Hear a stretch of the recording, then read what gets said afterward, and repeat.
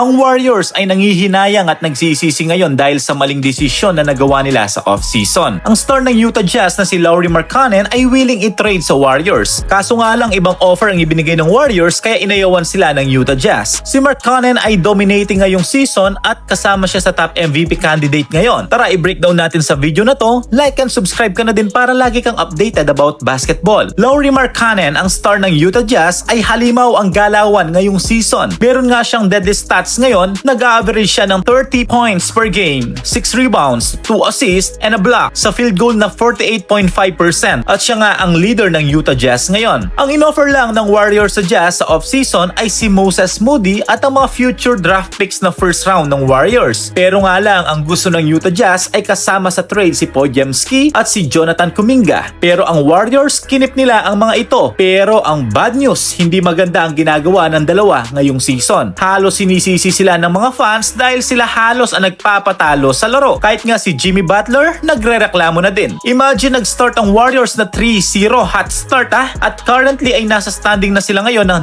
9-9. Kahit si Stephen Curry ay di makapaniwala. Ilang games na wala din si Curry sa game pero ang hirap manalo ng Warriors pag wala ang kanilang star player. Kesa kunin ng Warriors si Markkanen, mas pinili nilang maging small ball line-up at ngayon matindi ang kanilang struggle ngayong season. Kasi nga halos mga big man na mga nagdo-dominate ngayon. Perfect addition sana si Markkanen sa Warriors at pwede siyang maging star dito in the future dahil si Curry ay 37 years old na. Kalungkutan lang sa Warriors kasi wala pa talaga tayong nakikitang future star sa mga young players nila. Kamakailan nga binabash na si Podziemski dahil sa isang interview na siya daw ang magiging kapalit ni Stephen Curry pero ang sabi pa niya gusto pa niyang higitan si Curry pero nga lang ang stats ay hindi nagsisinungaling. Hindi maganda ang performance niya ngayong season at binabash na din siya ng mga fans ng GSW. Ano kaya ang gagawing adjustment ng Warriors ngayon? Ititrade na ba nila si Kuminga and Podziemski or kailangan na din palitan ng kanilang head coach na si Steve Kerr? Comment your thought below. Don't forget to like and subscribe. Thank you for watching. God bless.